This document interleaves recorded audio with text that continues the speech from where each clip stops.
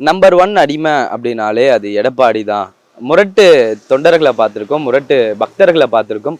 முரட்டு அடிமையா எடப்பாடி பழனிசாமி பாஜகவோட இருக்காரு அப்படின்னு சொல்லி தமிழ்நாட்டினுடைய துணை முதலமைச்சர் உதயநிதி ஸ்டாலின் சொல்லியிருக்காரு. இதை மக்கள் எப்படி பார்க்குறாங்க? முரட்டு அடிமையா எடப்பாடி பழனிசாமி பாஜகவோட இருக்காரா அப்படின்னு சொல்லி மக்கள்கிட்ட கேட்டு தெரிஞ்சுப்போம் வாங்க. அது வெரி சிம்பிள். அவங்க கேட்கவே இல்லை. இப்போ 2 நாளுக்கு முன்னாடி செங்கல்பட்டு மாவட்டத்தில் ஒரு மாநாடு நடத்தினார் மோடி. 45 நிமிஷம் பேசினார். எங்கேயுமே அவர் வந்து அதிமுகவை பற்றி பேசலை, எடப்பாடியை பற்றியும் ஒரு பேசவே இல்லை. ஸோ அதுலேருந்தே தெரியுது அவங்க ஏதோ ஒரு விஷயத்தில் அவங்க லாக் ஆகியிருக்காங்கங்கிறது. ஏன்னா இப்போது ஒரு கூட்டணி கட்சியில் இருக்கோம்னு வச்சுங்களேன். எக்ஸாம்பிள் திமுகவே எடுத்துக்கங்க.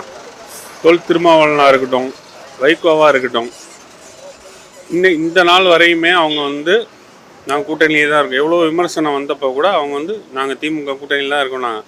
ஆனால் ஏடிஎம்கே ஒரு மிகப்பெரிய கட்சி. ஓகே, அவங்களும் 38 வருஷம் ஆண்ட கட்சி.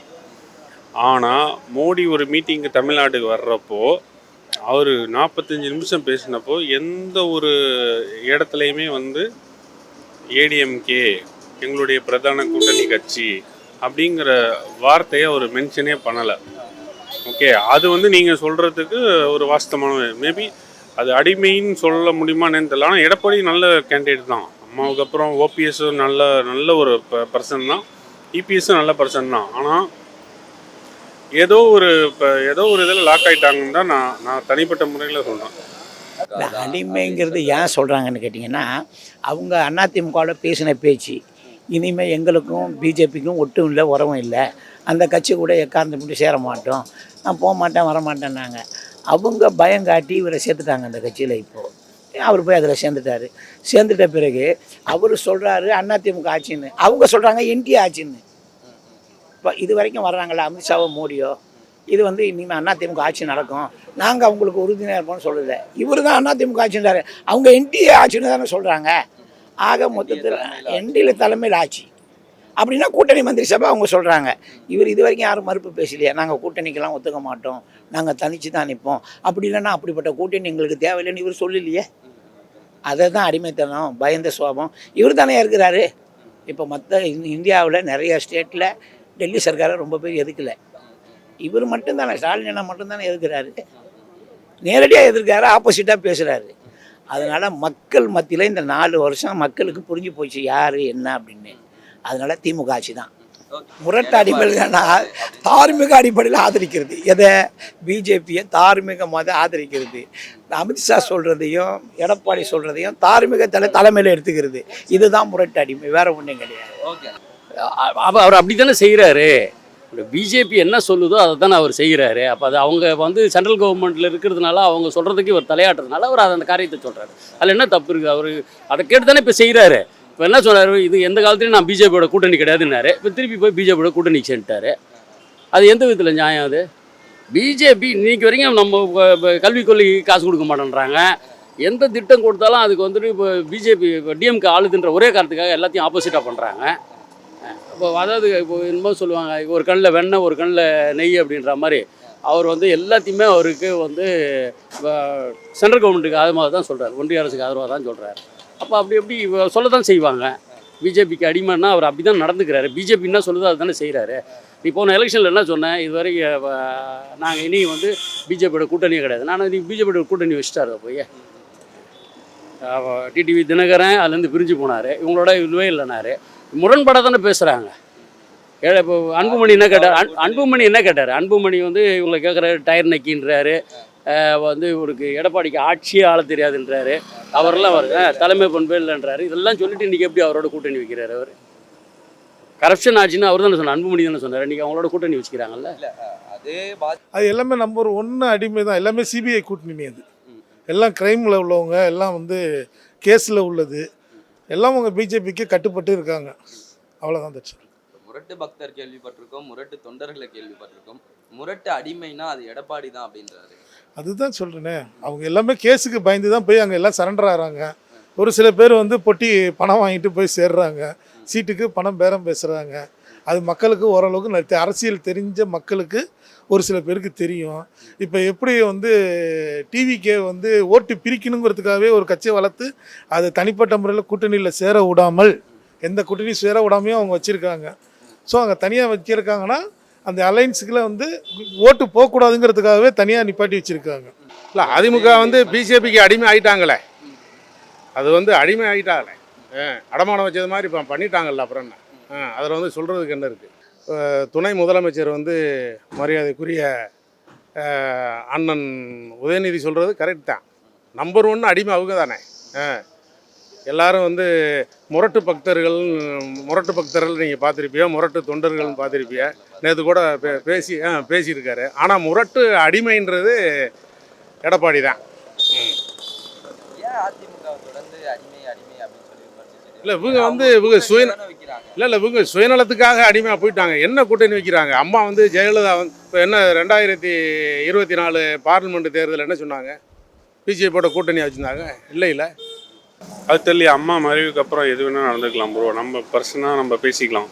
பட் அவங்க அரசியல் ரீதியாக அந்த அளவுக்கு எனக்கு அந்த இது கிடையாது. பட் சொல்கிறேன். ஆனால் இப்போ வரைக்கும் திமுக தான் ப்ரோ. திமுக தான் தமிழ்நாட்டில் மீண்டும் ஆட்சி அமைக்கணும். அதுதான் மக்கள் விரும்புகிறாங்க, எல்லாருமே விரும்புகிறாங்க. சரிங்களா? ஆனால் ஏடிஎம்கே ஒரு நல்ல ஒரு கேண்டிடேட் தான். ஆனால் அவங்க பிஜேபி கூட இல்லாமல் இருந்தாங்கன்னு வச்சுங்களேன், இன்றைக்கி நல்ல டஃப்பு கொடுக்கக்கூடிய ஆப்போசிஷன்னா அது ஏடிஎம்கே தான். யார் வேணால் வரலாம். ஓகே, டிஎம்கே ஏடிஎம்கே தான். ஒன்லி திங் மோடி வந்து ஏடிஎம்கே கூட இருக்கிறதுனால அது டிஎம்கேவுக்கு தான் அதிக வாய்ப்பு. அவங்க மினிமம் அஜெண்டாவோடு இருந்தாங்க. டிஎம்கே வாஜ்பாய் ஆட்சியில் இருந்தாலும் வாஜ்பாயோட கவர்மெண்ட்டில் இவங்க சொல்கிறத அவங்க செஞ்சாங்க. இவங்க சொல்கிறத அவங்க கேட்குற இடத்துல இருந்தாங்க. புரியுதா சொல்கிறது? அவங்க இதெல்லாம் இவங்களோட கொள்கைகள் எதுவோ அதை முன்னாடியே சொல்லிட்டாங்க. இதெல்லாம் நீங்கள் வந்து நிறைவேற்றினா நாங்கள் வந்து உங்கள் கூட்டணியில் இருக்க மாட்டோம்னு சொல்லிட்டாங்க. அது பிரகாரம் அவங்க வந்து அந்த கூட்டணிக்கு ஆதரவு கொடுத்தாங்க. வாஜ்பாய் வந்து உண்மையிலே ஒரு நல்ல மனிதரும் கூட. அவர் வந்து மக்கள் மீது அன்பு கொண்டு மக்கள் வந்து அதை மக்களுக்கு நல்லது செய்யணும்னு தான் நினச்சாரு. கண்டி இந்த மோடி மாதிரி எல்லாத்தையும் வந்து மக்களுக்கு ஆப்போசிட்டாக செய்யலை. இன்றைக்கெல்லாம் எங்கெங்கேயோ நினைவோ நடக்குது. எல்லாத்தையும் அவர் கண்டுக்காத இருக்கார். எதையுமே கேட்க மாட்டேங்கிறாரு. அந்த மாதிரி ஒரு சூழல் தான். அதுதான் அவர் அடிமைன்றதை இதை வச்சு தானே சொல்கிறாரு. அதாவது சார், நீங்கள் போன எலெக்ஷனில் கூட்டணி நின்னீங்க, கூட்டணி விட்டு வெளியே வந்துட்டீங்க. வெளியே வந்த உடனே என்ன சொன்னீங்க? அழகாக சொன்னார். நீங்கள் இனி வந்து எந்த காலத்துலையும் நாங்கள் பிஜேபியோட கூட்டணி இல்லைன்றாரு. அப்போ நீங்கள் திருப்பி பிஜேபியோட கூட்டணி வச்சுக்கிறாருல்ல, அதை வச்சு தான் அவர் சொல்கிறாரு. அவர் சொல்கிறதுல ஒன்றும் தப்பு கிடையாது.